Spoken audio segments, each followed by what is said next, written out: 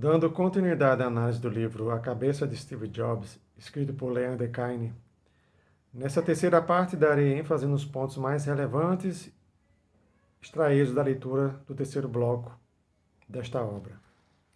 É importante destacar que, como dito na segunda parte, o autor levantou dados a partir do relato dos trabalhadores que tiveram a infelicidade de conviver com Jobs e da compilação de fatos públicos e declarações midiáticas feitas por ele. Não há, em outras palavras, uma análise pessoal e direta a partir da forma de pensar e estudo comportamental objetivo do próprio Steve Jobs. Contudo, a forma como o relato da pessoa de Jobs é feito permite-nos depreender lições dos contextos fáticos expostos que servem como grandes aprendizados. Em uma narrativa romantizada, para enganar leitores idiotas e com baixo ou nenhum senso crítico, o autor aponta que Jobs tem uma enorme paixão pelo trabalho e que ela é contagiosa. A partir disso, ele ainda acrescenta que Jobs grita e berra com seus colaboradores e subordinados, mas isso vem do seu desejo, entre aspas, de mudar o mundo. Para uma pessoa minimamente atenta à leitura das primeiras páginas do livro, já deve ter ficado claro que Jobs não era um homem estudado. Não tinha um talento para descobertas criativas por conta própria, e tampouco era uma figura carismática para uma índole pessoal autista.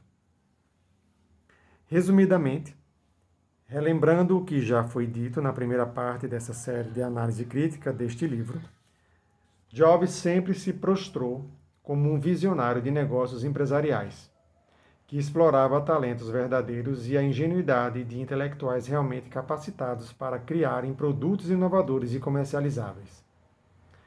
Além disso, Jobs não era cativante ou carismático, mas uma figura arrogante e soberba que apenas mantinha trabalhadores ao seu redor por coação de trabalho e manipulação de acordos contratuais. Em certos trechos do próprio livro, o Steve Jobs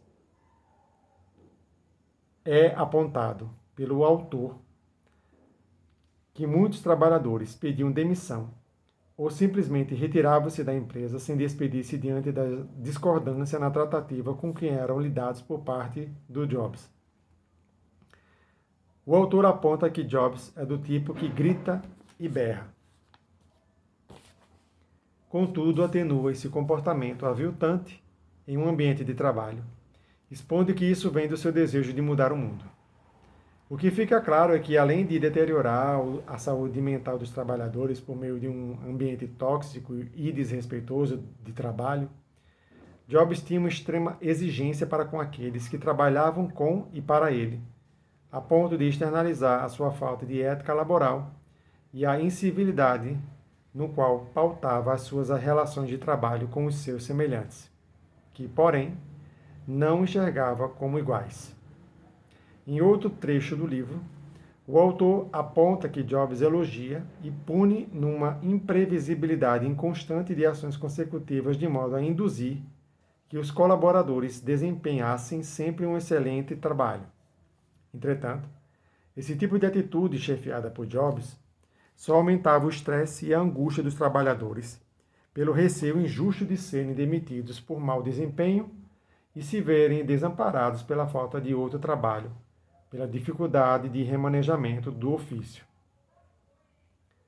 A tentativa de suavização dos assédios morais em prol da máxima produtividade, como hábito rotineiro de Jobs, é retratado no livro como um quadro mal emoldurado de uma obra bizarra, que só quem não tem noção da realidade corporativa e que poderia imaginar que se tratava de algo cotidiano de um gestor de negócios inserido em um mercado competitivo em busca de um melhor desempenho de trabalho. Mais adiante, o próprio autor do livro aponta que Jobs costumava dar um chute nos traseiros certos para fazer as coisas andarem.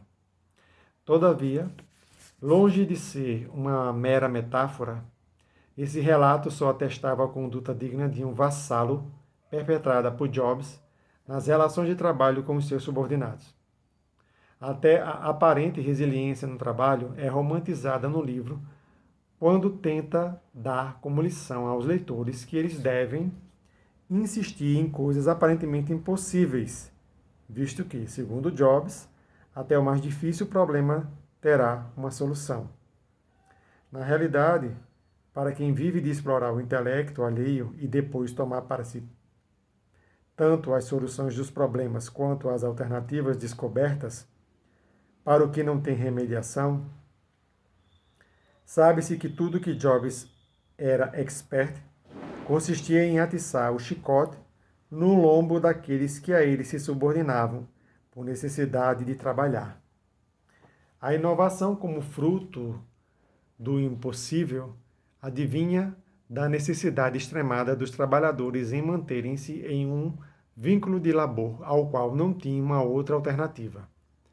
O desespero e a angústia diante de exigências exageradas eram os elementos explorados da massa trabalhadora servível que Jobs se aproveitava para obter seus proventos e reconhecimento daquilo que explorava e atribuía a si o que os outros criavam.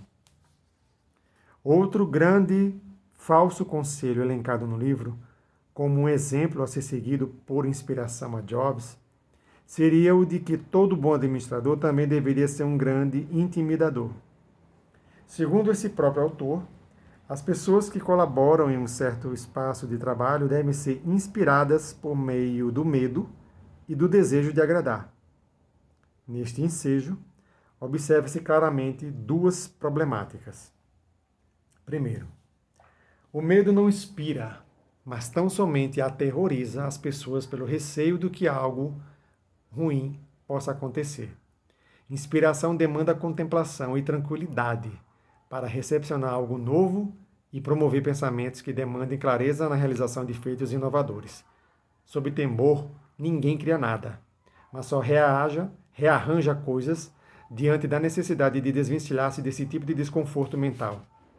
Todo desejo de agradar, principalmente em um ambiente de trabalho, sempre denota um viés de subalternidade, ou no mínimo um intento obscuro pautado na obtenção de um interesse particular sobre o outro.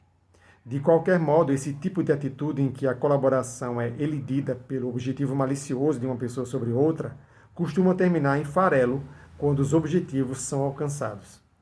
Nessa esteira de desinformações corporativa, irei abordar outras informações que valem a pena serem aprendidas a partir de uma reflexão racional e concreta do conteúdo deste livro. Então, até o próximo vídeo e se inscreva neste perfil para acompanhar toda essa série de análise crítica deste livro.